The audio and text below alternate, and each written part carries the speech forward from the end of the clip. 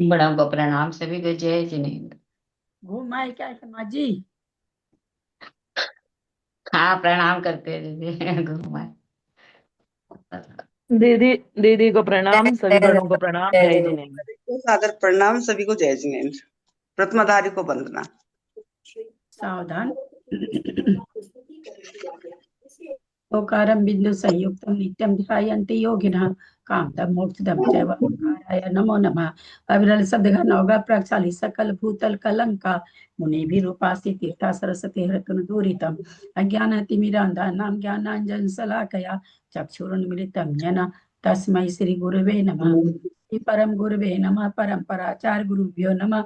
सकल कलुष विध्वसकम श्रेषां परिवर्धकम धर्म संबंधकम भवि जीवमन प्रतिबोधकारकम पुण्य प्रकाश पापणासमिदं शास्त्रम श्री आदि पुराण ग्रंथराज नामधेयम अस्य मूल ग्रंथ करता है श्री सर्वज्ञ देवास्तर ग्रंथ करता है श्री गंधर देवा प्रतिगंधर देवा तेषां वचन सारता मासाद्य श्रीमत जिनसेनाचार्य विरचितम तम शास्त्रम श्रोतार सावधान ते शृण्वन्तु मंगलम भगवान वीरो मंगलम गौतमो गणि मंगलम कुंद कुंदादेव जैन धर्मोस्तु मंगलम सर्व मंगल मंगल्यम सर्व कल्याण कारकम प्रधानम सर्वधर्माणां जैनम जयतु शासनम जैनम जयतु शासनम जैनम जयतु शासनम सरस्वती नमस्तुभ्यं वरदे कामरूपिणी विद्यारंभम करिष्यामि सिद्धिर्भवतु मे सदा। संग जिनवानी माता की जय। परम मांगलिक ग्रंथ आदि पुराण ग्रंथराज की जय। जिनसेनाचार्य की जय। पन्नालाल जी साहित्यकार की जय। अढ़ाई दीप में विराजमान सभी आचार्य उपाध्याय सर्व साधु के चरणों में नमोस्तु नमोस्तु नमोस्तु। सभी आरेखा माता जी के चरणों में वंदामि वंदामि वंदामि। सभी क्षुल्लक क्षुल्लक के चरणों में इच्छामि इच्छामि इच्छामि। सभी प्रतिमाधारी के चरणों में ग्रुप में विराजमान प्रतिमाधारी के चरणों में वंदना वंदना वंदना। ग्रुप में विराजमान पूज्य जनों का सादर चरण स्पर्श से सादर जय जिनेन्द्र। श्रीमते सकल ज्ञान साम्राज्य पदमी से धर्मचक्र वृत्ते वर्ते नमः संसार भी मुसे। बोलो आदिनाथ भगवान की जय। आज राजेंद्र जी भाई साहब सब्री करेंगे लेकिन 15 मिनट के बाद आएंगे। अतः जिनका पढ़ने का है पढ़ें, शुरू करें। भावी जय जिनेन्द्र। पेज नंबर 406, श्लोक नंबर, सूत्र नंबर 203। मंद जाति के हाथी स्वभाव से ही मंद मंद चल रहे थे। मृग जाति के हाथी युद्ध के भय से धीरे धीरे जा रहे थे और भद्र जाति के हाथी बिना ही कारण धीरे धीरे चल रहे थे। परंतु युद्ध में उनका धीरे धीरे चलना अशुभ को सूचित करने वाला था। जिस प्रकार विजय की इच्छा करने वाले किंतु पुण्यहीन मनुष्य के गुप्त सेवक व्यर्थ हो जाते हैं, अपना काम करने में सफल नहीं हो पाते हैं, उसी प्रकार कर्क अर्क कीर्ति के लिए उन हाथियों से गई हुई महावत लोगों की प्रार्थनाएं व्यर्थ हो रही थी। उधर जो अपने दोनों नेत्रों की क्रांति से कल्प वृक्ष के फूलों की क्रांति को जीत रहा है, जिसने अपनी भौहें की रचना के समान ही प्रकट रूप से मान चढ़े हुए धनुष का आकार बनाया है, क्रोधित हुआ हु, क्रोधित हुए महासर्प के समान जिनका शरीर कुछ ऊपर उठा हुआ है और इसलिए जो भयंकर है, जो अपनी शत्रु को अपनी दृष्टि तथा तपे हुए बाणों का निशाना बना रहा है, एवं सिंह के समान जिनका पराक्रमण है, ऐसे मेघेश्वर जयकुमार उस समय गरजता हुआ मेरु के शिखर के समान आकार वाले विजयार्थ नाम के उत्तम हाथी पर सवार होकर अनुकूल वायु चलाने से जिनकी ध्वजाओं के वस्त्र उड़कर आगे की ओर जा रहे हैं, आक्रमण करते हुए सिंह के समान नहीं, ठीक से पढ़िए ना। अलग अलग पढ़ रहे हैं। चलाने से कुछ, चलने से कुछ, अलग अलग शब्द आ रहे हैं सब पूरे। प्रसिद्ध पराक्रम पराक्रम पराक्रम वाले योद्धा जिन पर बैठे हैं, देदीप्यमान शस्त्रों के समूह की दीप्ति से जिन्होंने समस्त दिशाओं के मुख प्रकाशित कर दिए हैं, बजते हुए नगाड़ों के बड़े बड़े शब्दों से बढ़ती हुई गर्जनाओं से जो भयंकर हैं, घंटाओं के मधुर शब्दों से जिन्होंने 3 लोक भर दिए हैं, तत्काल उठते हुए अहंकार से जो सिंह को भी जीतना चाहते हैं और जो विजय की सूचना करने वाले हैं, ऐसे हाथियों के साथ प्रलय काल की वायु से उठी हुई समुद्र की लहरों की विडंबित करता हुआ युद्ध की उत्कंठा से आ पहुंचा, जिसमें बड़े बड़े हाथियों के समूह का विस्तार ही बड़े बड़े काले बादल हैं। चारों ओर से पड़े हुए वानों के समूह ही मयूर हैं। ऊपर उठाई हुई तलवार रूपी बिजलियों के चमक से जो प्रकाशमान हो रहा है, अनेक नगाड़ों के बड़े बड़े शब्द ही जिसमें मेघों की गंभीर गर्जनाएं हैं। नवीन रुधिर के प्रभाव रूपी जल से जिसमें पृथ्वी तल भर गया है, बड़ी निर्दयता के साथ पड़ते हुए मुदगर ही जिसमें ब्रजों का समूह है और फहराती हुई सफेद पताकाओं के समूह रूप बगलाओं से जिसमें समस्त आकाश आच्छादित हो रहा है, ऐसा वह युद्ध उस समय वर्षा ऋतु की संपूर्ण शोभा को पुष्ट कर रहा था।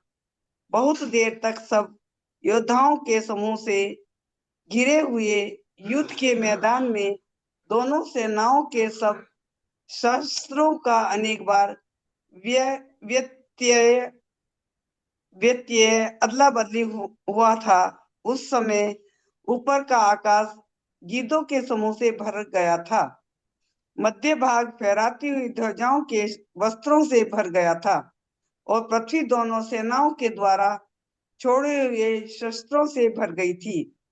उसी समय जयलक्ष्मी को नवीन विवाहित सुलोचना की नई सोत बनने की इच्छा करते हुए जय कुमार अकृति को उद्देश्य कर अपना हाथी आगे बढ़ाया। जिस प्रकार कर्मों के भेद छपक श्रेणी वाले मुनि को रोकते हैं, उसी प्रकार अष्टचंद्र नाम के विद्याधर जिनकी की शक्ति पहले देखने में आई थी, फिर से सामने आकर जय कुमार को रोकने लगे। जिस प्रकार बहुत से ईंधन को पार कर वायु के उद्दीप्त हुई अग्नि दैदीप्यमान हो उठती है, उसी प्रकार उत्साह रूपी वायु से बढ़ा हुआ वह जय कुमार भी बहुत देर से शत्रुओं को पाकर अत्यंत दैदीप्यमान हो रहा था। उस समय दोनों सेनाओं में प्रसिद्ध हाथी रूपी पर्वतों के शिखर पर बैठे हुए अनेक राजा रूपी सिंहों ने भी परस्पर युद्ध करना प्रारंभ कर दिया था। उस युद्ध में एक दूसरे के दांतों के प्रहार से विदीर्ण होकर मरे हुए कोई दो हाथी मिले हुए दो पर्वतों के समान एक दूसरे के आधार पर ही चिरकाल तक खड़े रहे थे। चारों ओर से वानों से ढके हुए बड़े बड़े हाथी उन युद्ध में छोटे छोटे बांसों में व्याप्त और चलते हुए पर्वतों के समान सुशोभित हो रहे थे। जो दानी है, जिसमें मद झर रहा है, मानी है, ऊंचे हैं, यमराज के समान हैं और सब जीवों से बड़े हैं, ऐसे भद्र जाति के हाथी भला क्यों न युद्ध करते। जिस प्रकार हरिण भयभीत होकर भागते हैं, उसी प्रकार मृग जाति के हाथी भी प्रारंभ में ही पराजित होकर वैसे मृग जाति के भागने हाथी, लगे थे। मृग जाति के हाथी,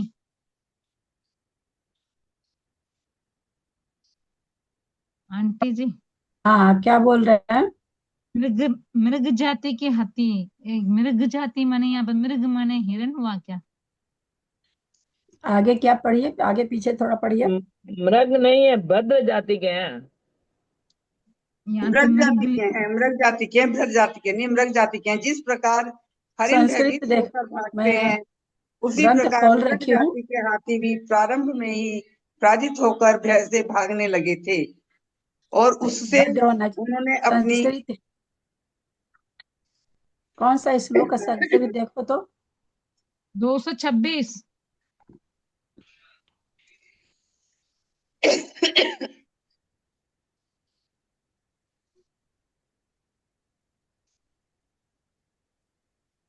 मैं आज खोली दीदी नहीं का हूँ ना ग्रंथ भाई खुला साहब। है क्या?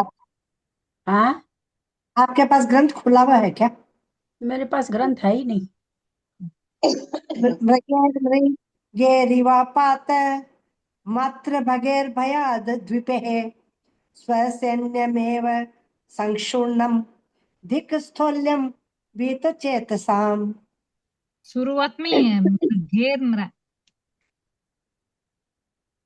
दीदी ये कोई हाथी की जाति होती होगी, हरिण जाति के हाथी होते होंगे कोई। नहीं, हरिण आया क्या? उस मृग आया क्या? हाँ, हाँ, किस मृग जाति प्रकार के आया है? हाथी। हाँ, आया ना।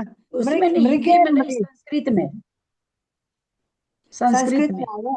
हाँ आया दीदी, मृगे मृगेरिवापात। हाँ, होते होंगे, कोई होते होंगे मृग जाति। जाति भाई, जाति तो सभी में है ना। हाँ, ये सारी ये में जाति जाति तो लग सब में रही है दीदी सभी में कि है। जैसे हरिण है ना भय खाकर भागते हैं, उसी तरह ये मृग जाति हाथी में नीची जाति होती होगी हाँ थोड़ी, हाँ। जो भय जल्दी भयभीत होती है। उन्होंने अपनी ही सेना को पूर्ण कर दिया था। इससे कहना पड़ा है कि भीरू हृदय वाले मनुष्य के स्थूलपने को धिक्कार हो। शक्तिशाली योद्धा अपने शक्ति नामक शस्त्र से, जिसके पास शक्ति नाम का शस्त्र नहीं है, ऐसी शक्तिशाली योद्धा को शक्ति रहित सामर्थ्यहीन कर रहे थे, और जिसके पास शक्ति नामक शस्त्र था किंतु स्वयं अशक्त सामर्थ्य रहित थे, उन्हें शक्ति रहित शक्ति नामक शस्त्र से रहित कर रहे थे, उनका शस्त्र छुड़ा रहे थे।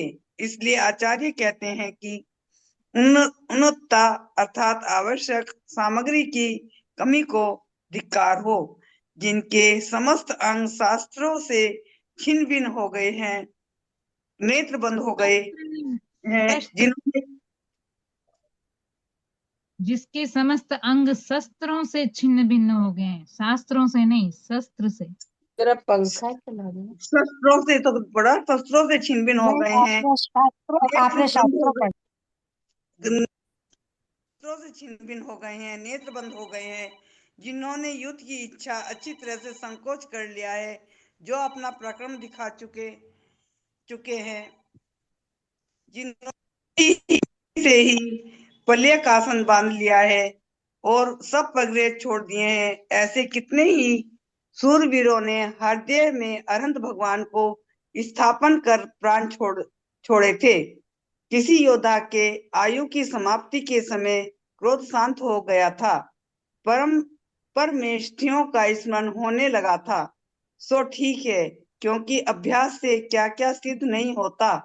जिनके हृदय वानों से छिन्न भिन्न हो गए हैं, मुंह से रुधिर का प्रवाह बह रहा है, सियारों से जिनकी अंतड़ियों की दांतों के अंत भाग तक को खींच लिया है, और जिनके हाथ पैर फट गए हैं, ऐसे कितने ही योद्धा गिद्धों के पंखों की हवा से मूर्छा रहित होकर कुछ कुछ सचेत हो गए हैं, और युद्ध श्रद्धा धारण कर स्वर्ग गति को प्राप्त हुए थे।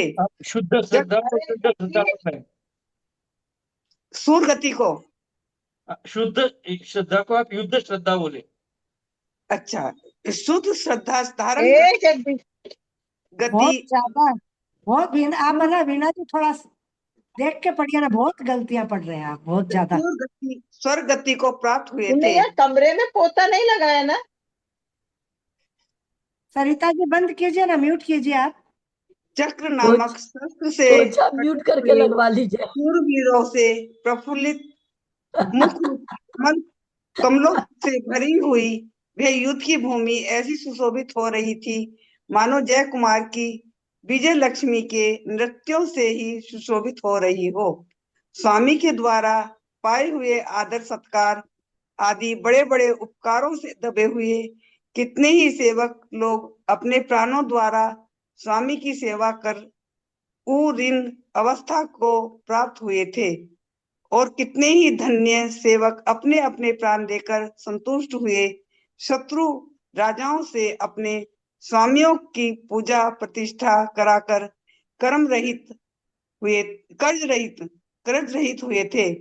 भावार्थ, कितने ही सेवक लड़ते लड़ते मर गए थे, कितने ही शत्रुओं को मारकर कृतार्थ हुए थे, जिन्होंने विजय प्राप्त करना छोड़ा नहीं है, जो अपनी बड़ी भारी कांति से उल्का के समान जान पड़ते हैं, ऐसे जयकुमार के छोड़े हुए मान अष्टचंद्र विद्याधरों के पास बहुत शीघ्र एक साथ पड़ रहे थे।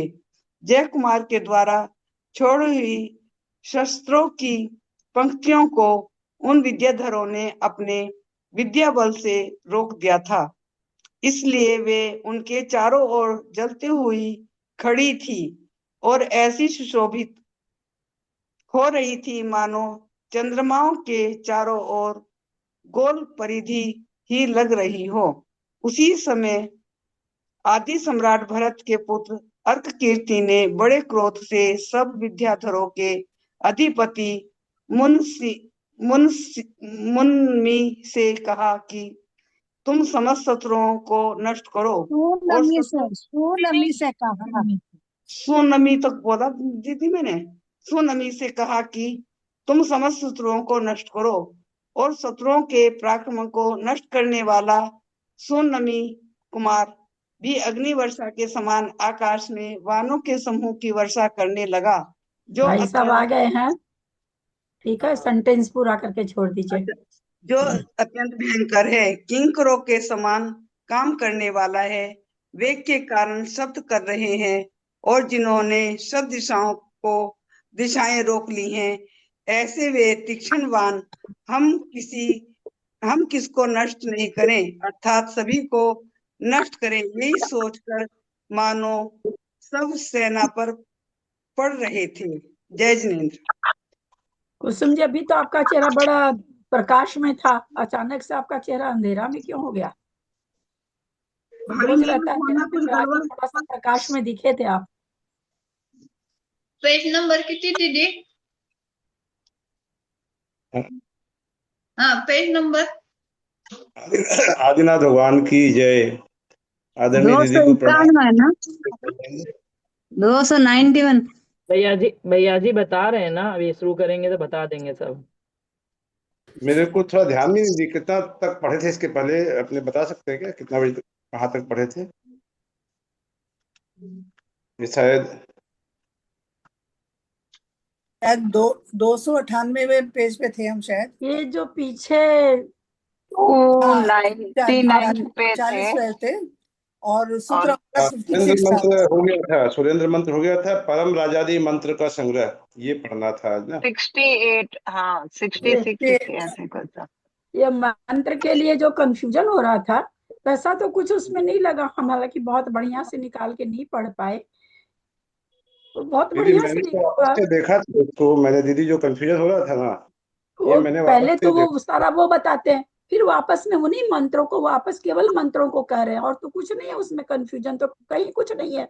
उस दिन तो बड़ा अपना समय बर्बाद गया इसमें। अच्छा।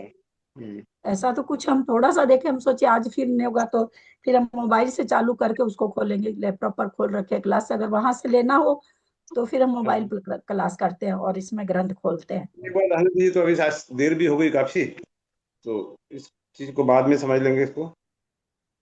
पहले वो उसका ये कर देते हैं, फिर उसी को केवल उसी मंत्र को दोबारा में कह रहे हैं, और कुछ नहीं है, वही दोबारा चीज कर रहे हैं, वही उसमें चीज मैंने रिपीट कर रहे हाँ हैं, और कुछ हाँ थोड़ी है उसमें। नहीं, वो मंत्र को नहीं कह रहे, वो मंत्रों को वापस लिख दिया है। हाँ नहीं, उन्हीं हाँ, ठीक मंत्रों है, को नहीं तो उसमें पहले उस मैं मंत्र को ऐसे, उनको फिर मंत्र को इकट्ठा करके लिख दिया, और कुछ नहीं है उसको। हाँ, हाँ, हाँ, अब उसको ये पहले ऐसे लिख दिया, फिर लिख दिया, फिर लिख दिया। हाँ, मुझे भी उस दिन कुछ समझ वापस से नहीं आया था, फिर मैंने बाद में पूरा पढ़ा तब मुझे कुछ समझ आया। हाँ, मैं तो थोड़ा सा उसी दिन थोड़ा सा निकाल के करी थी, मगर यहाँ तो यार कुछ भी नहीं है, उसी मंत्र इसमें को ऐसा वापस है, लिख फिर दिया। मैं बता रहा हूँ इसमें कि सारे मंत्र एकदम एक से नहीं है, कुछ एकाध मंत्र नए भी आए हैं और कुछ एकदम मंत्र जो है उसमें से नहीं भी हैं, और कुछ प्रत्येक जो मंत्र का जो समूह है ना, उसमें कुछ कुछ मंत्र नए भी आए हैं। ऐसा नहीं है कि एकदम सेम वही मंत्र आए हैं। जैसे देखिए 27 से 30 श्लोक के नीचे जो मंत्र हैं, ये मुझे लगता है कि ये तो जाति मंत्र है, लिखा भी है ये जाति मंत्र है 27 से 30 के बीच में। और फिर 37 के बाद में जो मंत्र हैं, जहाँ लिखा है जाति मंत्रों का संग्रह इस प्रकार है, वह मुझे लगता है सदगृहित्व मंत्र होगा। जो दूसरी क्रिया है सदगृहित्व, ये वो है सदगृहित्व मंत्र। और उसके बाद फिर ऋषि मंत्र लिखा ही है, सदगृहित्व के बाद परिव्राज्य क्रिया होती है, उसके बाद ऋषि मंत्र लिखा है। और ऋषि मंत्र के बाद फिर सुरेंद्र मंत्र लिखा है 47वें श्लोक के बाद। और सुरेंद्र मंत्र के बाद में फिर है परम राजादि मंत्र, जो कि आज पढ़ेंगे 62 के बाद परम राजादि मंत्र। और फिर जो है आर्हंत क्रिया और वो जो सिद्ध बनने के समय जो क्रिया है, उन दोनों के लिए लिखा परमेष्ठी मंत्रों का संग्रह इस प्रकार है। वहां पर आर्हंत क्रिया और अंत की क्रिया जो है, मोक्ष पद की क्रिया, उसको अलग अलग संग्रह नहीं दिया है, परमेष्ठी मंत्रों का संग्रह इस प्रकार है, ऐसा लिखा है। ये मैंने तो जो देखा था। और शुरू में तो है आपकी पीठिका मंत्र है सबसे पहले। जो पीठिका मंत्र लगभग सब में आ रहे हैं, जैसा दीदी बोल रही है कि सब में वही मंत्र आ रहे हैं, तो वो मंत्र है। लेकिन विशेष विशेष मंत्रों के साथ कुछ कुछ मंत्र अलग से भी हैं, एकदम सेम नहीं है, कुछ कुछ अलग से भी है।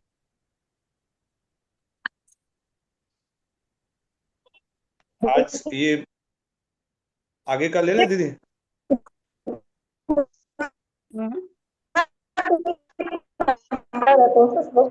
अनीता भैया अनीता कौन सा अनीता म्यूट करो ना, कुछ पूछ रही है लगता है। आवाज डिस्टर्ब आ रहा है तेरा।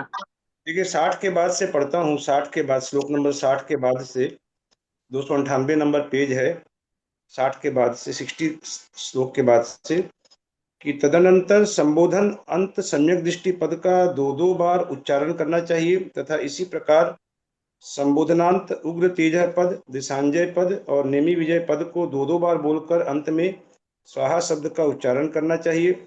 और अंत में पहले के समान तीन तीन पदों से काम्य मंत्र बोलना चाहिए, अर्थात सम्यक दृष्टि उग्र तेज, दिशांजय दिशांजय, नेमी विजय स्वाहा। हे सम्यक दृष्टि, हे प्रचंड प्रताप के धारक, हे दिशाओं को जीतने वाले, हे नेमी विजय, मैं तुम्हें हवि समर्पण करता हूँ। यह मंत्र बोलकर जो काम्य मंत्र पढ़ना चाहिए। पेज नंबर पेज नंबर 258 298 है 298। अच्छा ठीक है, हम 258 लेके बैठ गए जी। 98 में परम राजादि मंत्रों का संग्रह इस प्रकार बताया। सत्य जाताय स्वाहा, अरहत जाताय स्वाहा, अनुपमेंद्राय स्वाहा, अनुपमेंद्राय स्वाहा, विजयार्च जाताय स्वाहा, नेमिनाथाय स्वाहा, परम जाताय स्वाहा, परमार्हताय स्वाहा, अनुपमाय स्वाहा, सम्यक दृष्टे उग्र तेज, दिशांजय, नेमि विजय स्वाहा, सेवा फलम सट परम स्थानम भवतु, अपमृत्यु विनाशनम भवतु, समाधि मरणम भवतु। ये परम राजादि मंत्रों का संग्रह कहा।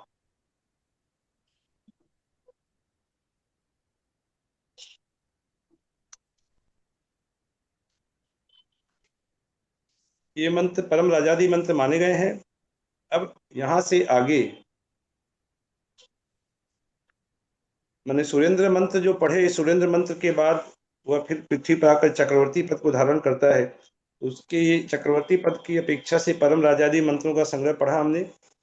अब यहाँ से आगे जिस प्रकार परम शास्त्र में कहा गया है, उसी प्रकार परमेष्ठियों के उत्कृष्ट मंत्र कहता हूँ। अब इसके बाद परमेष्ठियों के मंत्र आ गए।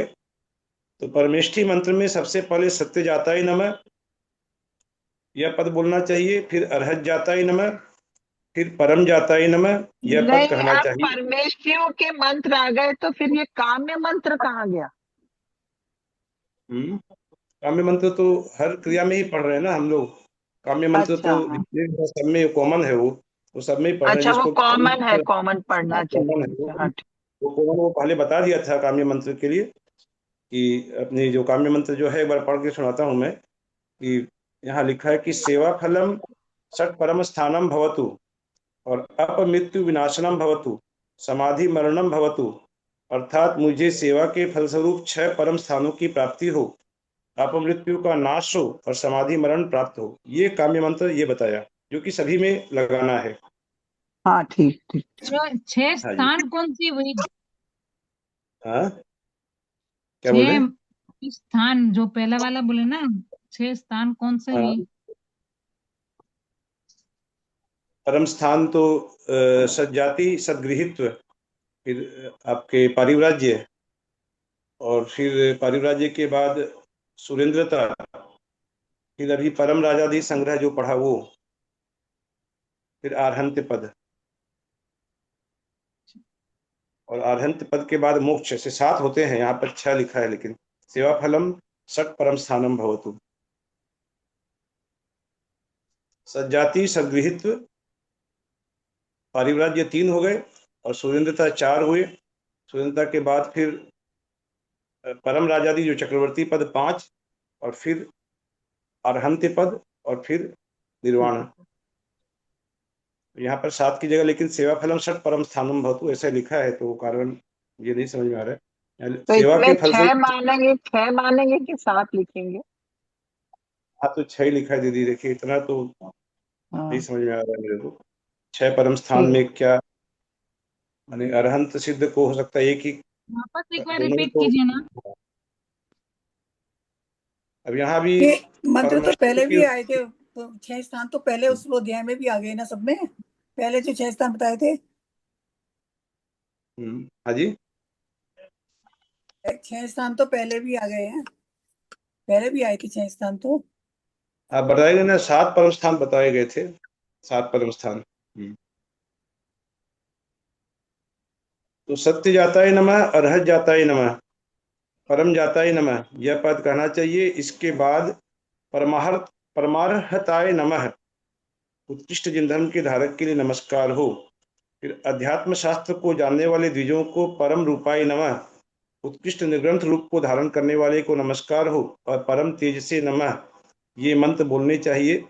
फिर नमः शब्द के साथ परम गुणाय यह पद, अर्थात परम गुणाय नमः, उत्कृष्ट गुण वालों के लिए नमस्कार हो, यह मंत्र बोलना चाहिए। और फिर परम स्थानाय नमः, कि मोक्ष रूप उत्तम स्थान वाले के लिए नमस्कार हो, यह पद कहना चाहिए। इस प्रकार परम को जानकर परम योगिनी नमः, परम भाग्याय नमः, ये दोनों पद बोलने चाहिए। तदनंतर जिसके आगे नमः शब्द लगा हुआ है और चतुर्थी विभक्ति जिसके अंत में है, ऐसा परमर्धि पद अर्थात परमर्धये नमः और परम प्रसादाय नमः, ये 2 मंत्र पढ़ने चाहिए। फिर परम कांक्षिताय नमः, परम युजाय नमः, ये 2 मंत्र बोलने चाहिए। फिर लिखा है परम विज्ञानाय नमः, उसके बाद परम दर्शनाय नमः, फिर परम वीर्याय नमः, फिर परम सुखाय नमः, इसके अनंतर सर्वज्ञाय नमः, अर्हते नमः, और फिर परमेष्ठिने नमो नमः, ये मंत्र बोलने चाहिए। फिर परम नेत्रे नमो नमः,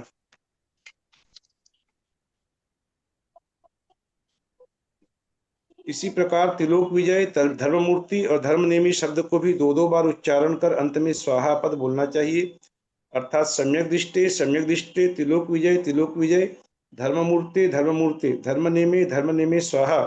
हे सम्यक दृष्टि, हे तीनों लोकों के विजय वाले, हे धर्ममूर्ति, हे धर्म के प्रवर्तक, मैं तेरे लिए हवि समर्पण करता हूँ, यह मंत्र बोलना चाहिए। इसका पूरा संग्रह दे दिया एक साथ में, परमेष्ठी मंत्रों का संग्रह जो पढ़ लेते हैं कि सत्य जाताय नमः, अरहत जाताय नमः, परम जाताय नमः, परम अर्हताय नमः, परम रूपाय नमः, परम तेजसे नमः, परम गुणाय नमः, परम स्थानाय नमः, परम योगिने नमः, परम भाग्याय नमः, परमर्धये नमः, परम प्रसादाय नमः, परम कांक्षिताय नमः, परम विजयाय नमः, परम विज्ञानाय नमः, परम दर्शनाय नमः, परम वीर्याय नमः, परम सुखाय नमः, सर्वज्ञाय नमः, अर्हते नमः, परमेष्ठिने नमो नमः, परम नेत्रे नमो नमः, सम्यक दृष्टे, त्रिलोक विजय, धर्ममूर्ते, धर्मनेमे स्वाहा, सेवा फलम षट परम स्थानम भवतु। अब इसके बाद ये अंत में काम्य मंत्र बोल रहे हैं कि सेवा फलम षट परम स्थानम भवतु, अपमृत्यु विनाशनम भवतु, समाधि मरणम भवतु। इस प्रकार ये इसका संग्रह दिया परमेष्ठी मंत्रों का। अब अंत में लिख रहे हैं कि ब्राह्मणों को ये ऊपर लिखे हुए 7 पीठिका मंत्र जानना चाहिए और गर्भाधान आदि का क्रियाओं की विधि करने में इनमें सिद्ध पूजन करना चाहिए। गर्भाधान आदि की क्रियाओं की विधि करने में ये मंत्र क्रिया मंत्र कहलाते हैं और गणधरों के द्वारा कहे हुए सूत्र में ये ही साधन मंत्र पढ़ने को प्राप्त हो जाते हैं। विधि पूर्वक सिद्ध किए हुए ये मंत्र संध्याओं के समय तीनों अग्नियों में देव पूजन रूप नित्य कर्म करते समय आहुति मंत्र कहलाते हैं।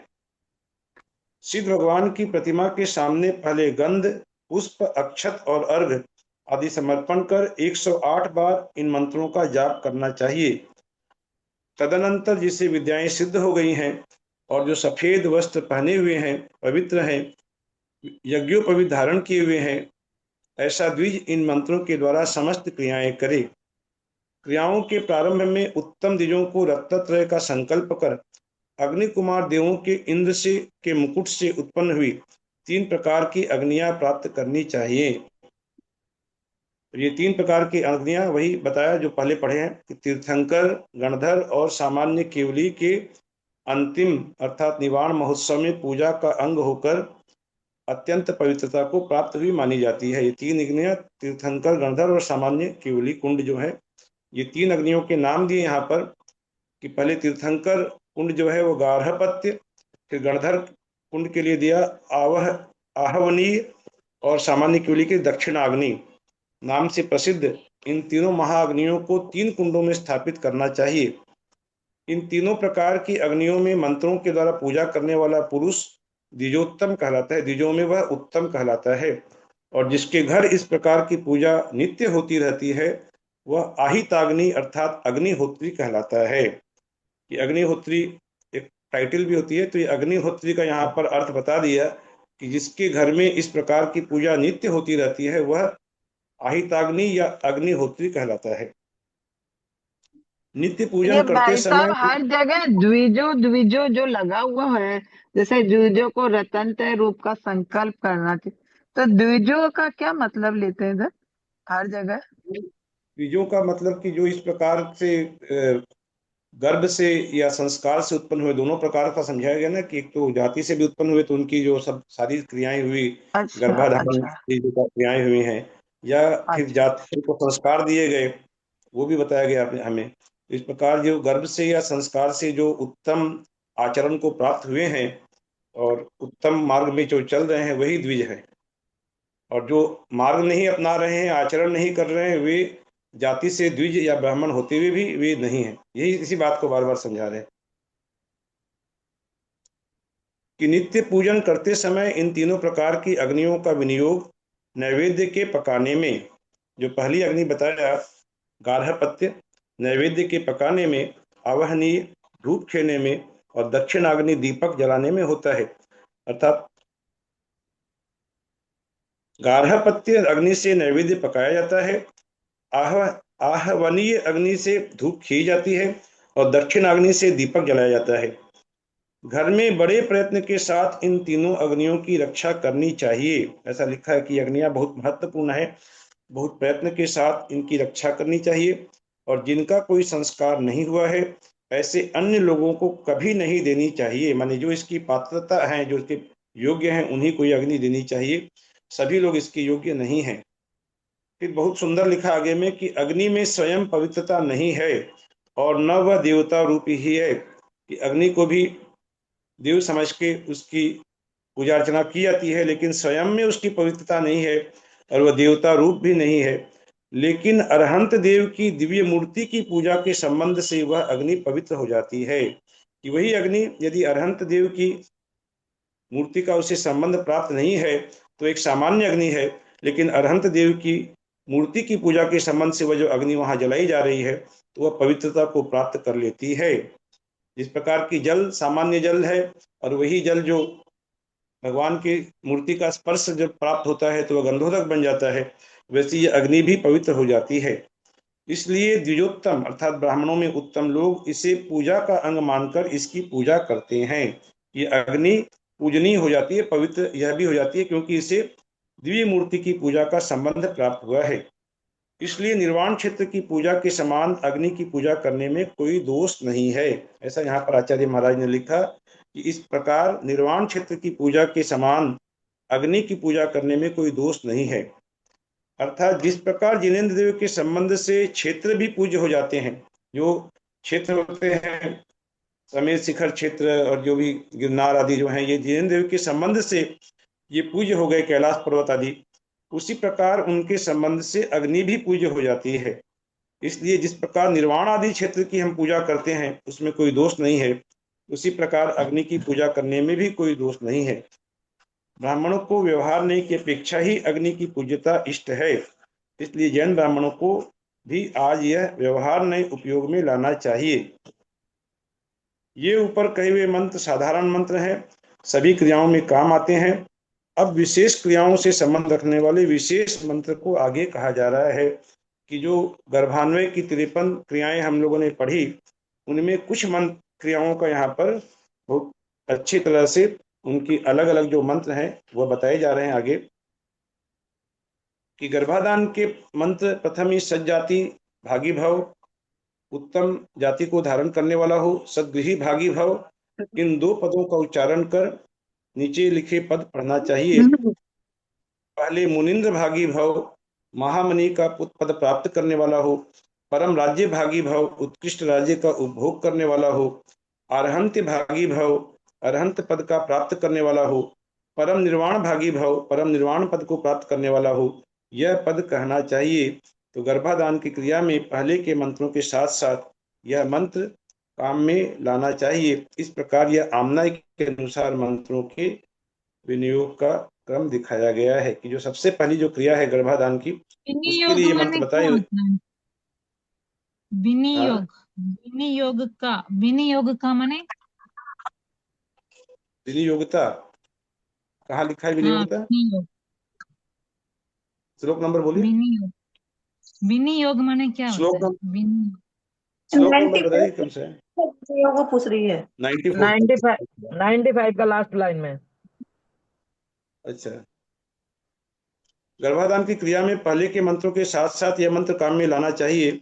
इस प्रकार यह आमनाय के अनुसार मंत्रों के विनियोग का क्रम दिखाया गया है। विनियोग का क्रम दिखाया गया है। हाँ, विनियोग माने आपस में जोड़ने का कहा ना, मिला करके मंत्र को। विनियोग मतलब मिलाना, नियोग करना। विनियोग मतलब विशेष तरह से नियोग कर देना, मिला देना। ठीक। अब गर्भाधान के समय काम आने वाले विशेष मंत्रों का संग्रह इस प्रकार है। जो गर्भाधान के समय जो बताया, सद जाति भव, सदगृही भागी भव, मुनिंद्र भागी भव, सुरेंद्र भागी भव, परम राज्य भागी भव, अरहंत भागी भव, परम निर्वाण भागी भव। अब जो प्रीति मंत्र जो हम लोगों ने क्रिया पढ़ी थी, प्रीति मंत्र की क्रिया जो गर्भाधान के 3रे माह के समय प्रीति क्रिया की जाती है, उस क्रिया के मंत्र बताया कि त्रैलोक के नाथो भव, त्रैलोक के ज्ञानी भव और त्रिरत्न स्वामी भव, रत्नत्रय का स्वामी हो। ये 3 प्रीति क्रिया के मंत्र हैं।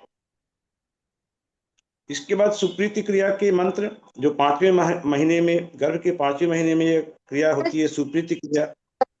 प्रीति क्रिया नहीं है, प्रीति क्रिया। पहले प्रीति मंत्र है, प्रीति क्रिया, फिर सुप्रीति क्रिया।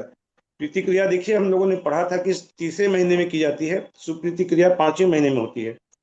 उसके मंत्र बताया कि अवतार कल्याण भागी भव, मंदर सुरेंद्राभिषेक कल्याण भागी भव, कि सुमेरु पर्वत पर इंद्र के द्वारा जन्माभिषेक के कल्याण को प्राप्त हो, और निष्क्रांति कल्याण भागी भव, निष्क्रमण कल्याण को प्राप्त करने वाला हो, अरहंत कल्याण भागी भव, अरहंत अवस्था को प्राप्त करने वाला हो, और परम निर्वाण कल्याण भागी भव, उत्कृष्ट निर्वाण कल्याण को प्राप्त करने वाला हो।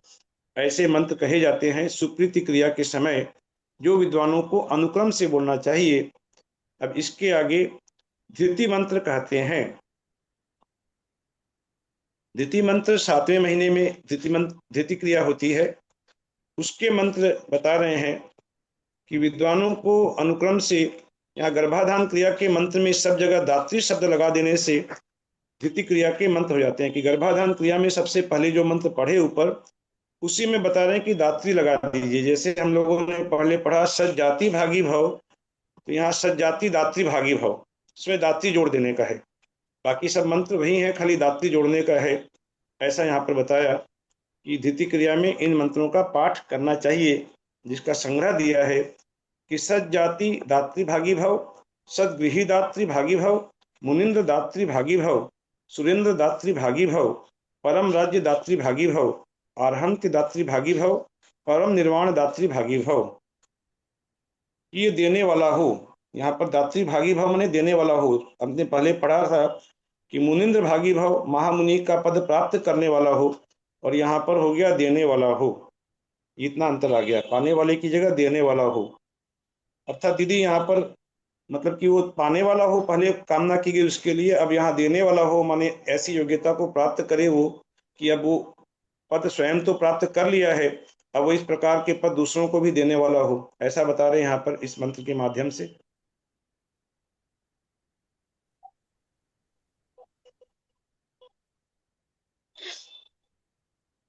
दात्री भागी भाव देने वाला हो, उसका अर्थ बता दिया।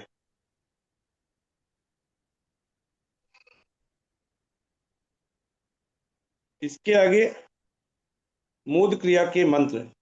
मूद क्रिया के मंत्र जो हैं, उत्तम मुनियों ने मूद क्रिया के मंत्र इस प्रकार माने हैं कि सज्जाति कल्याण भागी भव, सज्जाति कल्याण भागी भव। थोड़ा थोड़ा अंतर है कि सज्जाति भागी भव पहले बताया गर्भाधान की क्रिया, इसके ऊपर हमने पढ़ा यहाँ पर धृति क्रिया में दात्री भागी भव, अब यहाँ पर कर दिए कल्याण भागी भव कि सज्जाति कल्याण भागी भव कि सज्जाति के कल्याण को धारण करने वाला हो।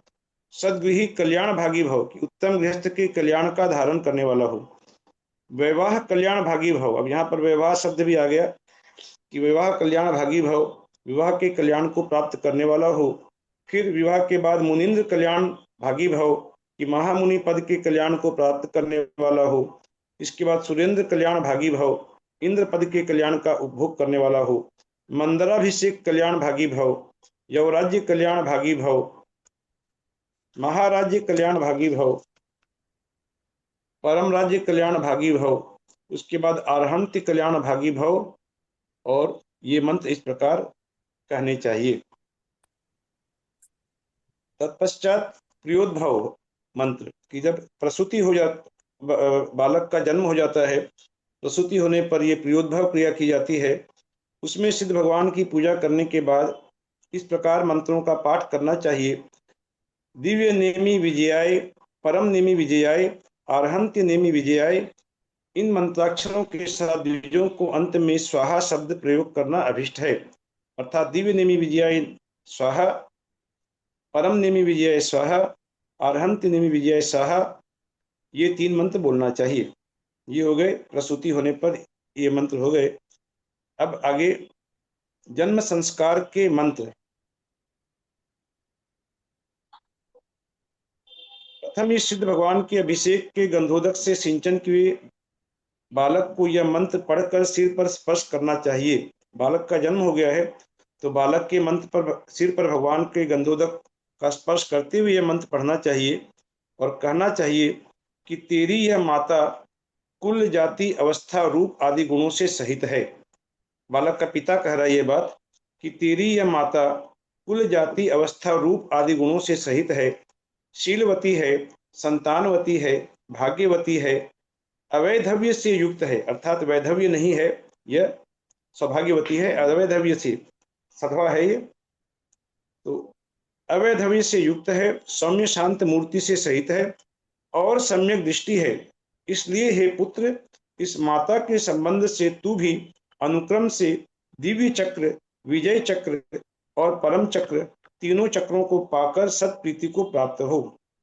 इस प्रकार आशीर्वाद देकर पिता उसके समस्त अंगों का स्पर्श करे और फिर प्रायः अपने समान होने से उसमें अपना संकल्प कर, उस पुत्र में पिता अपना संकल्प कर, अर्थात यह मैं ही हूँ, यह जो पुत्र यहाँ जो है छोटा सा बालक, यह मैं ही हूँ, ऐसा आरोप कर नीचे लिखे सुभाषित मंत्र पढ़े। और पिता जो मंत्र पढ़ रहा है पुत्र के लिए वो बहुत सुंदर मंत्र है। आगे में इसका हिंदी अनुवाद दिया है यहाँ पर, जो मंत्र पढ़े जाएंगे उसका, कि हे पुत्र, तू मेरे अंग अंग से उत्पन्न हुआ है और मेरे हृदय से भी उत्पन्न हुआ है, इसलिए तू पुत्र नाम को धारण करने वाला मेरा आत्मा ही है। तू सैकड़ों वर्षों तक जीवित रह।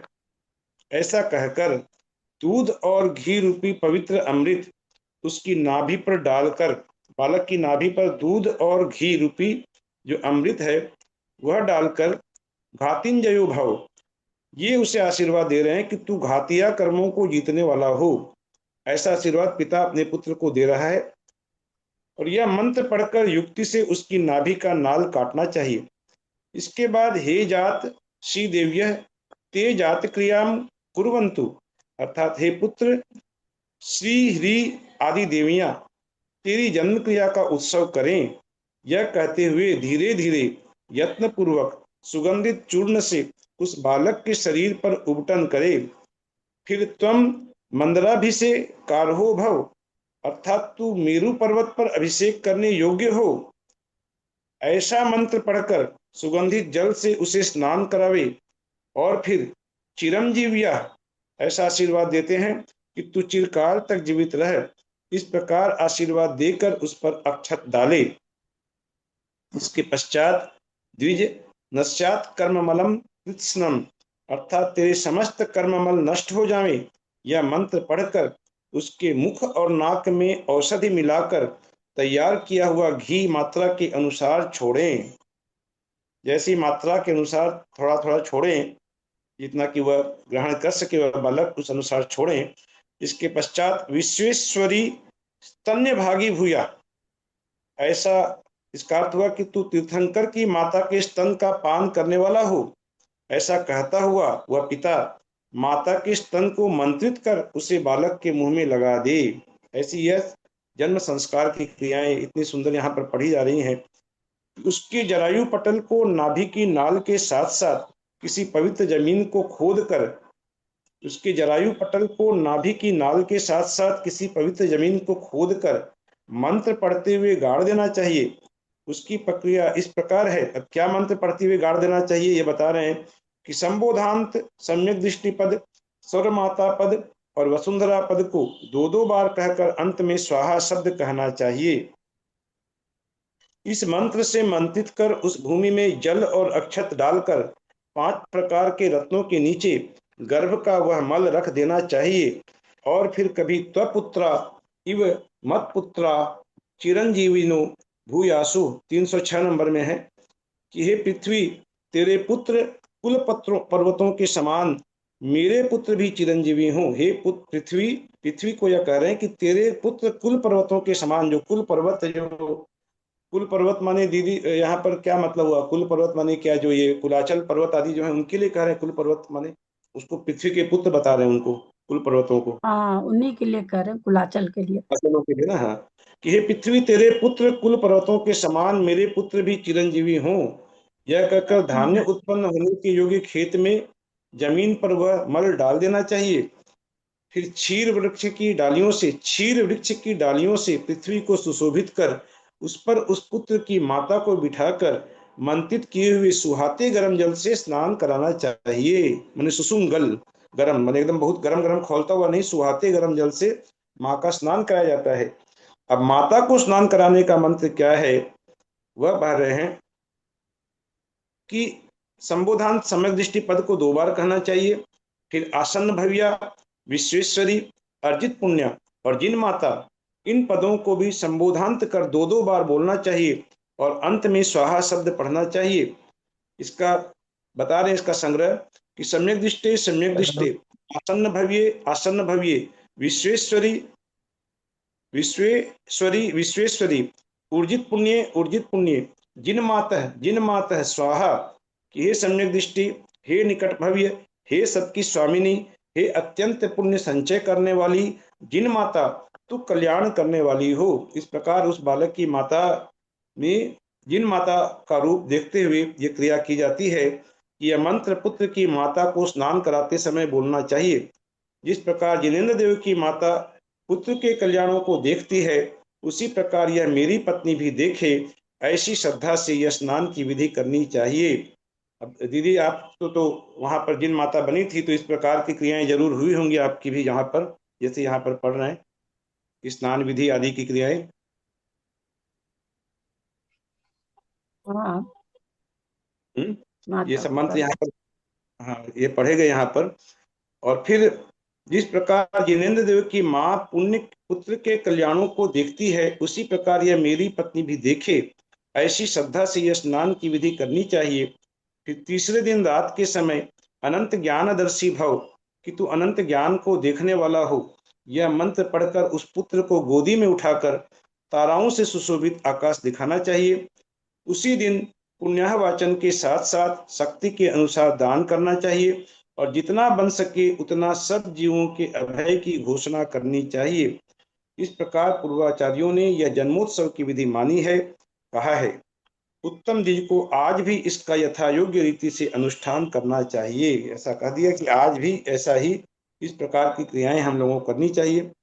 अब इसके बाद आगे नाम मंत्र करते समय 28 जिन नहीं, फिर वापस समझाए ना 128 जो अभी पढ़े थे। क्या चीज बताइए? जिस पिता जिनेन्द्र देव की माता पुत्र के कल्याणों की देखती है, उसी प्रकार ये मेरी पत्नी भी। पुत्र के कल्याणों को देखती है कि गर्भ कल्याणक और जन्म कल्याणक और तप कल्याणक, जितने भी कल्याणक होते हैं, माता तो देखती है पुत्र के उन कल्याणों को।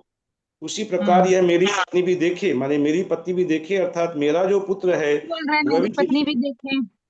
हाँ, माने मेरा पुत्र भी उसी प्रकार से गृह छोड़े, वैराग्य धारण करे, उसी प्रकार से मेरा पुत्र भी जो है। नहीं, इसमें लिखा हुआ है मेरी पत्नी भी देखें, ये कौन बोल रहा है? पिता बोल रहा है, बालक का पिता बोल रहा है, वो कर रहा है ना सारी क्रिया को। तो हाँ, तो यहाँ पर तो बोल दिया जिनेन्द्र देव की माता, तो वो तो देख ही रहे हैं। जिस प्रकार जिनेन्द्र की माता अपने पुत्र के कल्याणों को देखती है, उसी प्रकार यह मेरी पत्नी भी देखे।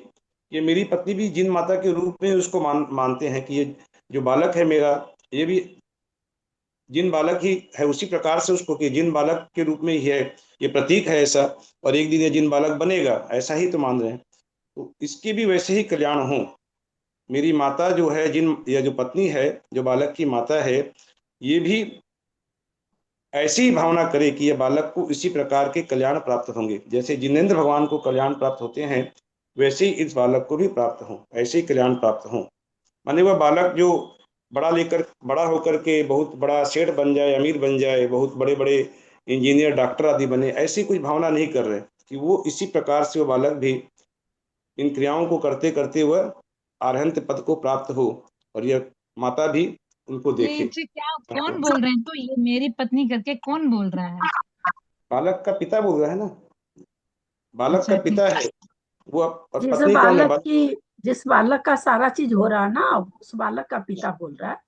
वो बोल रहा है सारा। हाँ, सारी क्रिया जो यहाँ से पढ़े ना, जो नाल काटने की, और सब बालक का पिता ही ये सब सारे मंत्र बोल रहे हैं यहाँ पर।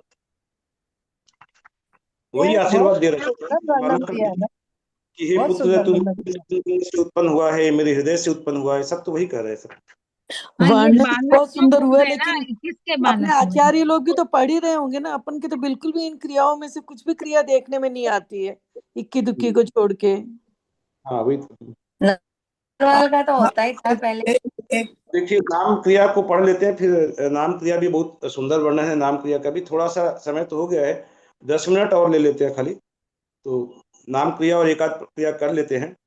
कि अब आगे नाम क्रिया करते समय, नामकरण करते समय जिन मंत्रों का प्रयोग होता है, उसमें जिन 7 पीठिका मंत्रों का प्रयोग होता है, जो ऊपर जो 7 बताए थे हम लोग, जो पिछली क्लास से पढ़ रहे, कि 7 उनको बताया पीठिका मंत्र, जो भी सज्जाति मंत्र, सदगृहित मंत्र आदि जो पढ़े, वो 7 पीठिका मंत्र जिनका प्रयोग होता है, उन्हें पहले कह चुके हैं। उनके आगे दिव्याष्ट सहस्र नाम भागी भव। अब है कि बालक का नाम करना है, तो नाम करना है तो क्या नाम, उसको कैसी भावना भा रहे हैं, कि 3 पदों का उच्चारण कर मंत्र करना चाहिए कि दिव्याष्ट सहस्र नाम भागी भव, कि 1008 दिव्य नामों को पाने वाला हो। अब हमें बालक का नामकरण करना है, और मन में भावना क्या कर रहे हैं कि ये बालक 1008 दिव्य नामों को पाने वाला हो, ऐसी भावना उसके लिए की जा रही है। कि विजयाष्ट सस नाम भागी भव, कि विजय रूप 1008 नामों का तो धारक हो, और परमाष्ट सस नाम भागी भव, कि अत्यंत उत्तम 1008 नामों को पाने वाला हो। ऐसे ये मंत्र पढ़ने चाहिए।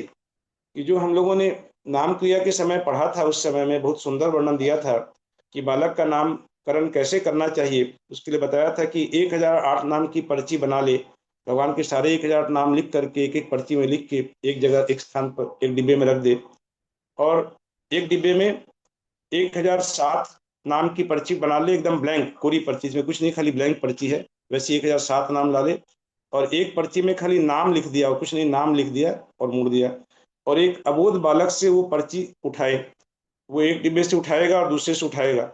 अगर एक में उठाया, मान लीजिए भगवान का नाम आया स्नातक, और दूसरे में कोरी पर्ची आ गई, माने उस स्नातक नाम उसको नहीं दिया जाएगा। ऐसे वो उठाते उठाते कोई एक नाम उसको मिला और दूसरी में नाम लिखा हुआ आ गया, जिसमें खाली कोरी पर्ची और एक पर्ची नाम है, तो जो नाम लिखा हुआ आ गया वही बालक का नाम फिर रखा जाएगा कि ये नाम बालक का रखना है। ऐसी क्रिया हम लोग पढ़े थे। और साथ में भावना क्या कर रहे हैं कि तू 1008 दिव्य नामों को धारण करने वाला हो, इस नाम के माध्यम से तुझे ऐसे पुण्य की प्राप्ति हो कि आगे तू 1008 नामों का धारण करने वाला हो, पाने वाला हो। ये नाम क्रिया हो गई। और फिर उपनयन क्रिया जो है वह लेके आज का विराम कर देंगे। उपनयन क्रिया, उपनय निष्क्रांति भागी भव, नहीं, एक मिनट, यहाँ पर लिखा है कि नहीं, उपनयन नहीं, अभी बहिर्यान क्रिया के मंत्र हो रहे हैं। उपनयन तो बहुत आगे में बाद में बताएगा, अभी बहिर्यान क्रिया। बहिर्यान क्रिया में हम लोग जो पढ़े थे कि प्रसूति गृह के बाहर जो बालक को लाया जाता है उसकी विधि उस समय पढ़े थे। तो प्रसूति गृह के बाहर जो लाया जाता है उसके मंत्र बता रहे हैं कि उपनय निष्क्रांति भागी भव, कि तू यज्ञोपवीत के लिए निकलने वाला हो। अब तुझे जो प्रसूति गृह से बाहर लाया गया है उसके लिए कितनी ऊंची भावना भाई जा रही है उस बालक के लिए कि तू यज्ञोपवीत के लिए निकलने वाला हो। यज्ञोपवीत तो उसका होगा जब 8 वर्ष का होगा, तब से करे तू यज्ञोपवीत के लिए निकलने वाला हो, यह पद बोलना चाहिए। फिर विवाह निष्क्रांति भागी भव, कि विवाह के लिए बाहर निकलने वाला हो, यह मंत्र बोलना चाहिए। फिर अनुक्रम से मुनिंद्र निष्क्रांति भागी भव, कि मुनि पद के लिए निकलना वाला हो, यह मंत्र कहने के बाद सुरेंद्र निष्क्रांति भागी भव, सुरेंद्र पद की प्राप्ति के लिए निकलने वाला हो, यह पद बोलना चाहिए। तत्पश्चात मंदरेंद्र अभिषेक निष्क्रांति भागी भव, सुमेरु पर्वत पर अभिषेक के लिए निकलने वाला हो, इस मंत्र का उच्चारण करना चाहिए। फिर यौराज्य निष्क्रांति भागी भव, जब अभिषेक जब हो गया जिन बालक का, उसके बाद उसे युवराज पद दिया जाता है, तो युवराज पद के लिए तू निकलने वाला हो, यह मंत्र कहना चाहिए। फिर महाराज्य निष्क्रांति भागी भव, कि महाराज पद की प्राप्ति के लिए निकलने वाला हो, यह पद बोलना चाहिए। उसके बाद परम राज्य निष्क्रांति भागी भव, कि चक्रवर्ती का उत्कृष्ट राज्य पाने के लिए निकलने वाला हो, कि तीर्थंकर भगवान चक्रवर्ती पद को भी प्राप्त करते हैं, तो चक्रवर्ती का उत्कृष्ट राज्य पाने के लिए तू निकलने वाला हो। और उसके अनंतर अरहंत्य राज्य भागी भव, कि अरहंत पद की प्राप्ति के लिए तू निकलने वाला हो, ऐसे मंत्र कहने चाहिए। इस प्रकार मंत्रों को जानने वाले द्विजों को इन उपर्युक्त पदों के द्वारा मंत्रों का जाप करना चाहिए। ये सारी विधि कह ले चुके हैं। अब आगे निषद्या मंत्र कहते हैं कि निषद्या मंत्र माने जो बैठने का स्थान, उसे प्रसूति गृह से बाहर लाया गया और इतनी ऊंची ऊंची भावना वाले उसके लिए मंत्र कहे गए, ऐसे आशीर्वाद उसे दिए गए। और फिर अब उसे बैठने का स्थान देना है, उस बालक को एक स्थान, तो वो स्थान कैसे दिया जाएगा ये मंत्र आगे पढ़ेंगे कि दिव्य सिंहासन का भोक्ता हो, आदि आदि बड़े बड़े ऊंचे उसके माने हर क्रिया में उसे इस प्रकार के ऊंची से ऊंची भावना वाले आशीर्वाद उस बालक को दिए जा रहे हैं। ऐसी यह सुंदर क्रिया यहाँ चल रही हैं। गर्भान्वय की क्रियाओं के ये मंत्र हम लोग पढ़ रहे हैं, इन्हें समझ रहे हैं। तो आज का समय हो गया है, आज यही विराम दे दें विधि, एक थोड़ा सा और भाई आगे साहब पूरा भर का एक साथ एग्जाम लेंगे क्या? आधा आधा करके लीजिए ना। बना हुआ है दीदी, नहीं तो लेता आधा आधा करके, अब आधा आधा बनाने तो फिर से पूरा सारा बनाना होगा। नहीं फिर आप ऐसा मत करिए, आपकी हाँ, सुविधा पूरा हो वैसे करिए। हाँ, बनाया हुआ है मेरे पास पहले का एक साथ ही, मैंने उसी समय मेरे को आधा आधा बनाना चाहिए था, पता नहीं क्यों नहीं बनाया, एक साथ पूरा ही बना लिया इसको। भाभी एक बात पूछनी थी मुझे आपसे, मैं क्या निषद्या मंत्र करने, निषद्या मंत्र को छोटा सा यही भी ले लेते हैं। निषद्या मंत्र कहते हैं कि दिव्य सिंहासन भागी भव, दिव्य सिंहासन का भोक्ता हो, इंद्र के आसन पर तू बैठने वाला हो, ये हो गया दिव्य सिंहासन भागी भव। उसके बाद विजय सिंहासन भागी भव कि चक्रवर्ती के सिंहासन पर बैठने वाला हो, और परम सिंहासन भागी भव कि तीर्थंकर के उत्कृष्ट सिंहासन पर बैठने वाला हो। ये 3 मंत्र कहने चाहिए। आज यहाँ तक हुआ 140 नंबर श्लोक तक। इसके बाद अन्नप्राशन क्रिया जो बालक की होगी, तो उस अन्नप्राशन क्रिया के द्वारा उसके लिए कैसी भावना भाई जाएगी। अन्नप्राशन जब मुख में उसे बालक को कुछ अन्न देते हैं तो किस प्रकार की भावना होगी। इसके बाद इसमें तो बहुत सुंदर सुंदर बातें कही गई हैं। विजय रूप अमृत का उपभोक्ता हो, अक्षीण अमृत का उपभोक्ता हो। इस पहले अगले 15 बार 15 बच्चे होते थे, इतनी क्रिया करेंगे तो क्रिया ही करते करते रह जाएंगे। 15 15 17 17 बच्चे होते थे। भाभी एक बात बताइए, जो इन्होंने लिखा है कि शुरू हर में क्रिया में बच्चे, जितनी यहाँ पर देखा है, इसमें जितनी भी क्रिया है, हर क्रिया में उसे ऊंचे से ऊंचे स्थान पर पहुंचाया गया है। चाहे वो शासन की क्रिया हो या फिर आगे यज्ञोपवीत क्रिया हो, उसकी लिपि ज्ञान क्रिया हो, सब में उससे ऊंचे से ऊंचे पद में लिपि ज्ञान में उससे दरअसल पहले यही काम थे और कोई काम ही नहीं थे ना। अब वाले काम नहीं थे ना, हम लोग को लगता है तो दुनिया भर का मोबाइल का लैपटॉप का पता नहीं क्या क्या काम हो गया। पहले काम ही नहीं, यही काम होता था पहले। सुबह से लेकर रात तक यही काम रह गया, मोबाइल का काम और क्या हो, दूसरा काम बचा ही नहीं है। उसी में हम लोग खो गए, उलझ गए, तो ये सब साइड हो गया सब। इस तरह सब साइड साइड क्या हो गया, खत्म ही हो गया, जानते ही नहीं है। चला गया सब। अब तो जानते ही नहीं है सब। भाभी एक बात सुनिए, जो इसमें शुरू में बताया गया है कि जब बच्चा पैदा हुआ तो श्री भगवान के अभिषेक का गंधोदक उसके ऊपर डाल के हाथ रखना, वो करना चाहिए। तो भाभी क्या वहां पर ले जा सकते हैं गंधोदक क्या? बच्चा पैदा हुआ तब? हाँ, उसी समय नाल काटने से ही पहले कि उसके ऊपर गंधोदक डाल के उसे पढ़ना चाहिए। तो उस समय तो वहां पर तो गंधोदक ले जाना शायद पवित्र नहीं मानते ना। जी हम भी यही प्रश्न पूछते हैं, उस समय तो सूतक रहता है ना। हंसने वाला प्रश्न है वैसे। पर पर शायद ये सूतक तीर्थंकर के लिए बता रहे हैं ना, इसलिए शायद होगा ऐसा। एक मिनट बताने दीजिए जो क्या पूछ रहे हैं। क्या बोल रहे हैं सरिता जी आप?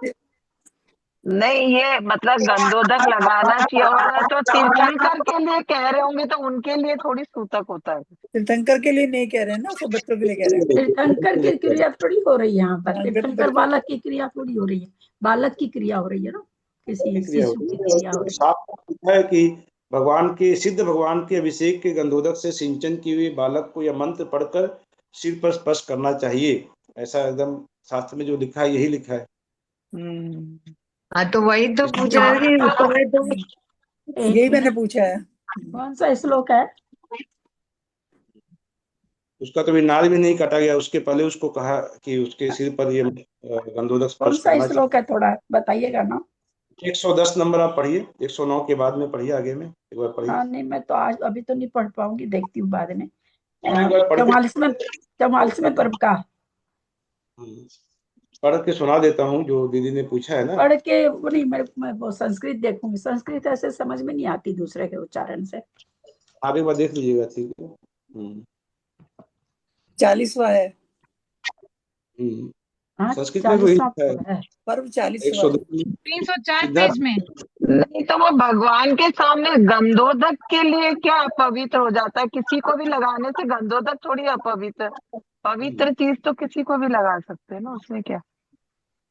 गंधोदक है, कहीं भी ले जाके किसी को भी परिचय से सरिता लगा। जी, वही तो बात है ना, आप जो कह रही हैं बिल्कुल ठीक कह रही हैं। पर अभी देखिए कितने पंथ चल रखे हैं, कोई कहता है गंधोदक छूना है, लेना ही नहीं चाहिए, कोई कहता है लगाना ही नहीं चाहिए, कोई कहता है लगा लेना चाहिए अगर सावड़ छूतक हो तब। ऐसे नहीं, ऐसे तो लगाते ही हैं। अब बताइए इतना बड़ा, इससे और कौन सा बड़ा गंध खोजेंगे। बाकी जय धवल और सटखंडागम तो हम लोग पढ़ने वाले नहीं है, उसमें कुछ ऐसा आया हो तो साफ साफ लिखा है कि करना चाहिए। एकदम साफ साफ लिखा हुआ है। अब बहुत से लोग कहते लेना ही नहीं चाहिए गंधोदक, बात उस पर चल रही है, उस पर वो त्रिशला जी कह रही है, करे क्या। सब अपने लोग इतनी तरह की बात सुन लेते हैं तो अपना दिमाग तो आजकल तो आ रहा है, बोल रहे। पहले तो सब लेते ही थे, अभी इधर में थोड़ा ज्यादा आ रहा है। जो लोग अब जो सुन लेते हैं नहीं लें, और फिर वो लेते हैं तो उनके मन में कहीं पर लगता है कि हमको पाप तो नहीं लग रहा है, अब कोई सुने कोई कि लेना सबसे चाहिए। पहला डर तो हाँ, पाप का ही लगता है। अब कहीं लेना चाहिए तो नहीं लेते हैं, तो कहीं पाप तो नहीं लग रहा है। दोनों तरह से श्रावक मारा जाता है। ग्रंथ तो पढ़ना नहीं है किसी को, बस ऐसे ही हवा में बातें चलती रहती है, उपदेश चलता रहता है हवा में। उन अभी उपदेश तो लिख लीजिए, जहाँ उपदेश सब कहीं यहाँ पर ऐसा मिलता है वहां जाके प्रमाण दिखाइए, चाहे वो कोई भी बोलता हो, हम ये नहीं कह रहे हैं। ये प्रमाण, ये सब ऐसी चीजों का आप लोग प्रमाण लिख के रखिए कि भाई अब इन बात को तो कोई झूठा नहीं सकता, इन ग्रंथों को तो, इन ग्रंथों को अगर कोई झुठाया तो फिर जैन नहीं है वो। इसलिए अभी ललिता जी, शंका का इसमें समाधान इसमें ये बताया है सिद्ध भगवान का अभिषेक, तो सिद्ध का होता है ना रंत का होता है? सिद्ध का तो वो सिद्ध की प्रतिमा के हिसाब में समझे, सिद्ध का तो कहाँ से होगा। हाँ तो फिर हाँ, सिद्ध प्रतिमा का समझिए, यहाँ पर वो रहती है ना, बहुत जगह सिद्धों का बना रहता है ना, वो सिद्ध का रहता है, लेकिन उसका अभिषेक ऐसे बताया थोड़ी है, ऐसे कर सकते हैं क्या?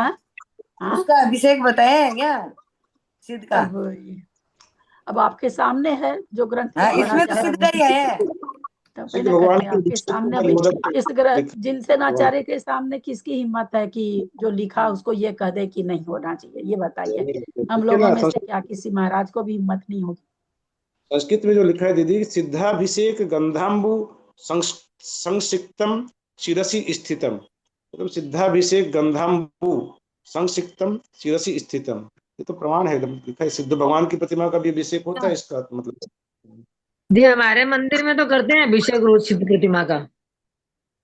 एक जो आप निराकार प्रतिमा बोल रहे हैं ना, होती है जो खाली आउटलाइन रहती है, उसमें हाँ, वही वही होती है पूरी। हाँ, वो बड़ा नहीं मंदिर है में भी होता है। उसकी बात नहीं हो रही है। वो जो निराकार जो है, एक खाली जो पुराने पहले होती थी, आजकल नए मंदिरों में तो वो प्रतिमा होती ही नहीं है सिद्ध वैसे, लेकिन एकदम जैसा मैंने सुना है कि सिद्धों की भी प्रतिमा होती है, जैसे रेहन प्रतिमा होती है ना, वैसे सिद्धों की भी प्रतिमा होती है। हमारे मंदिर में है पहले ज्यादा भैया जी, होती थी, हमारे मंदिर में है। आजकल मंदिरों में कहाँ से बनी प्रतिमा है, पहले ज्यादा होती थी। में गुवाहाटी में भी है वो सिद्ध प्रतिमा, गुवाहाटी में है, तो लेकिन खाली गुवाहाटी में निराकार नहीं आकार की है। आकार वाली बता रहा हूँ, आकार वाली भी सिद्धों की प्रतिमा होती है, ऐसा बोल रहा हूँ। चमड़ी में।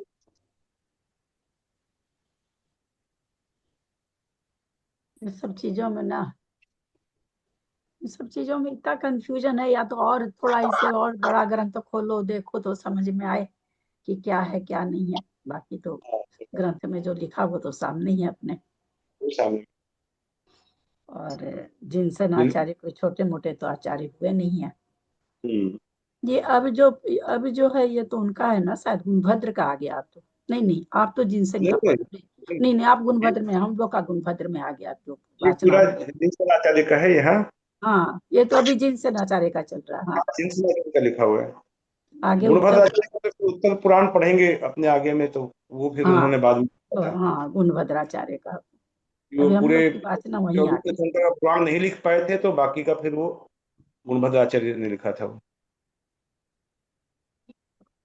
या तो आप लोग जाते हैं बड़े बड़े महाराज के यहाँ, हमारे कलकत्ते वाले लोग परमान सागर जी के यहाँ बराबर जाते रहते हैं। उनको श्लोक नंबर अर्थ लिख करके लेके जाइए, समझिए कि महाराज जी क्या समझे, इसको कैसे समझे। हमको ये नहीं हाँ, हमको ये थोड़ी कहना कि गलत तो बोल ही नहीं सकते ना, जिनसे आचार्य लिखे कोई संकलन थोड़ी पड़ रहा है। महाराज जी इससे क्या समझे, हम लोग कैसे समझे, हम लोग को तो अच्छे मुनि महाराज के पास जाकर के, अभी कोई शिखर जी जाए तो बैरागी नंदी जी को पूछिए, उनको भी बहुत अच्छा कल ज्ञान आके पूछ लेना ना, कल आके पूछ लेना। कल मैं पूछ लूं, ठीक है। हाँ, भैया खोलेंगे तब ना। बोलते ही नहीं है ना, खोलते नहीं है। बोल देंगे, बता देंगे। खोल तो देते हैं, खोल तो देते हैं मेरे को, लेकिन फिर भी करना थोड़ा सा विशेष। अमित आगे जी को पूछ लेना। हाँ, अमित आगे जी को पूछ लेना। वो तो बंद रहती है ना क्लास, तो बंद, अमित सागरी से बात बंद रहती है ना क्लास तो। नहीं आज हुए थे ना, क्वेश्चन उत्तर हुए थे आज। नहीं आज तो अंग्रेज से बोलते हैं। आज बैरागी नंदी जी नहीं आए क्या? अंग्रेज में तो बोलते हैं। जी भी आए आज, अमित सागरी जी भी क्वेश्चन उत्तर बहुत किए। हाँ आज किए थे। 4 बजे के आसपास आए जी बता। लेकिन मैं चालू तो की थी उसमें तो 4 बजे आ गए थे ना, पौने नहीं, 5 4 बजे बजे तक के हुआ था। आसपास आए। 3:30 बजे आ गए थे ना हॉस्पिटल। पहले अमित सागर जी थे, फिर विराटानंद जी थे। जी थी ना लेटे थे तब। हम तो 4 बजे के पहले चालू किए थे, गए थे डॉक्टर के यहाँ, तो आते आते लेट हो गई थी। फिर आज वो 14वीं हाँ थी। तो 4 बजे आए थे महाराज जी, 4 बजे आ गए थे। लेकिन उसके पहले हम खोले तो नहीं आ रहा था, तो फिर हम सोचे, मैंने भैया को मैसेज भी डाला कि क्या बात है, आज स्वाध्याय नहीं हुआ। कब मैंने देखी नहीं, भैया जवाब तो नहीं, तुरंत देते। आ रही हो रही थी साढ़े हाँ 3:30 बजे अमित सागर जी आ गए थे। 4 बजे आए, 4 बजे। मेरा तो आज चालू नहीं हुआ। 4 बजे मैंने वो भैया आए वैराग्यनंद जी, अमित सागर जी 4 पहले आ गए अभी थे। तक 3:30 बजे आए। मेरा तो आज नहीं खुला। हाँ 3:30 बजे आए हाँ। थे। मैं तो थोड़ा दीदी खोली थी, अंत खुला में नहीं। निर्णय यही मैं निकला सोची ना, हाँ शास्त्री जी के अनुसार ये नहीं निकला ना कि गंधोदक लगा सकते हैं। क्या चीज? जैसे अभी अपन ने शास्त्र जी में पढ़ा, उसके हिसाब से तो ये निर्णय हुआ ना कि अपन गंधोदक लगा सकते हैं किसी से लेके। हाँ, जब यहाँ जिनवा उसको क्या कहते हैं, प्रसूति गृह में लग रहा है तो वो तो बोले हैं ना, सुधा सागर जी भी बोले ये चीज तो लगा सकते हैं।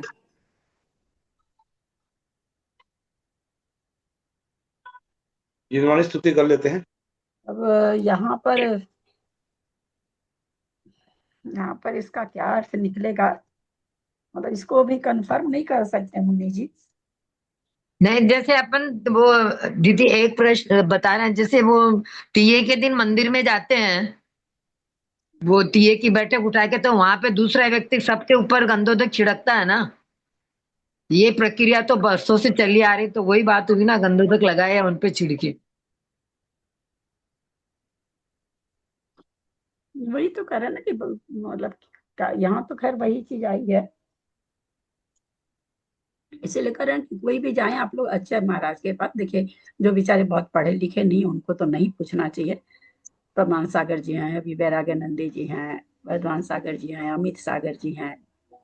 इन लोग के पास कोई भी जाते हैं तो ये देकर, प्रमाण दे करके पूछेगा। ऐसे पूछने तो जिनके जो मन में है वो उत्तर देंगे, प्रमाण देंगे तो प्रमाण को समझ के वो उत्तर देंगे। तो ये सब चीजें ना कॉपी में नोट कर लीजिए, है ना। अपने को इसमें और भी 1-2 जगह कुछ कुछ भ्रम हुआ था, तो एक कॉपी में नोट कर लीजिए। जो जो जाते रहते हैं, अपने दिल्ली में भी सारे महाराज आते हैं। प्रणब सागर जी तो कितनी बार आ गए। तो ऐसे ही प्रणब सागर जी भी बहुत ये हैं, विद्वान है। तो ऐसे से महाराज को आप लोग पूछ करके देखिए। मेरा तो जाना कम होता, जाना होने से तो हम तो पूछ लेंगे, लेकिन मेरा जाना ही कम होता है ना। और कल क्लास में देखती हूँ अगर हो जाता है तो। जी अभी हम जाएंगे, अगर कुंतु सागर जी महाराज श्री मिले तो उनसे पूछ के आएंगे। कुंतु सागर जी भाई, क्या जो सबसे बुजुर्ग हैं अभी, वही? हाँ, जो इधर है ना कुंथुगिरी में देवनंदी जी महाराज के, जो हाँ, नमोकार में आए थे अभी, ये देवनंदी जी कुंतु महाराज के सागर जी गुरु। तो आचार्य विद्यासागर जी के भी शिष्य है ना। तब मैं पूछी आपसे कि कौन से।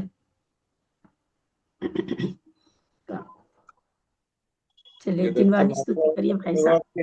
मया प्रमादादुदि किंचनोक्तम तन्मे क्षमित्वा विदधातु देवी सरस्वती केवलबोधलब्धिं बुद्धि समाधि परिणाम शुद्धि स्वात्मोपलब्धि श्रीशोक सिद्धि चिंतामणिं चिंतित वस्तुदाने तमन्यमानस्य ममास्तु देवी जवाणी के ज्ञान ते सूझे लोकालोक सोवाणी मस्तक नमो सदा देत हो धो हे जिनवाणी भारती तो ही जपो दिन रैन जो तेरा शरणागहे सो पावे सुख चैन देव जो अरहंत को गुरु से हो निर्ग्रंथ दया धर्म पालू सदा यही मोक्ष का पद। बोलो द्वादशांग जिनवाणी माता की। आचार्य श्री वर्धमान सागर जी, मुझे याद आता कि शायद मना, अभी निर्मला जी वहां वही है।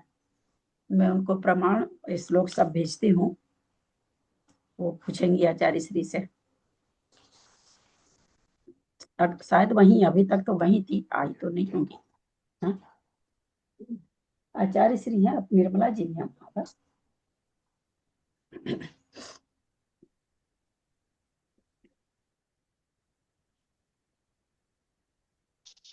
अंजना जी को वंदना, प्रतिमाधारी को वंदना, सभी बड़ों को साधन से भाभी सभी को को प्रणाम। सादर जय जिनेंद्र। सबको जय प्रतिमाधारी को राजेंद्र भैया को वंदना, जय सभी से जिनेंद्र, सादर ललिता जय को जय जिनेंद्र।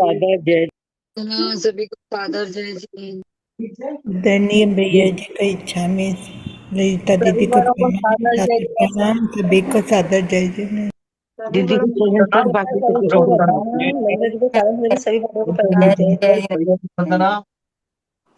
प्रणाम सभी को जय जिनेंद्र। प्रति को वंदना, सभी को सादर जय जिनेंद्र। बोलिए ना। प्रतिमाधारी को वंदना, बड़ों का सादर चरण स्पर्श, सभी से सादर जय जिनेंद्र। राजेंद्र भाई साहब सादर जय जिनेंद्र। सबको कल पेपर के लिए बेस्ट ऑफ लक। पेपर नहीं है, आज पेपर नहीं है, आज पेपर नहीं हुआ दीदी। अच्छा, जिसका आज पे शरीर हाँ आदि दोषों का आधार है तथा जो चिरम या चिरकाल से हृदय में विषंगवान संलग्न था अथवा ममता भाव से सहित था, ऐसा मोह ग्रह यानी पिशाच तत्व श्रद्धा से प्रसन्न रहने वाले आपके द्वारा यथा यानी क्योंकि चिता जीत लिया था तथा इसलिए आप भगवान पढ़ा भी नहीं है, क्लास भी अटेंड कर रही हैं। मतलब आपका जो नाम नहीं है। हुआ है क्योंकि आपने सभी जो विषंगवान भूत पिशाच के सभी को जीत लिया था, इसलिए आपका जो अजित नाम है वो सार्थक है। भैया आप उसका भावार्थ पढ़िए। भगवान के अनंत जीत नाम की सार्थकता बताते हैं। इसका शरीर अनंत रागादि दोषों एंड कर रहे हैं।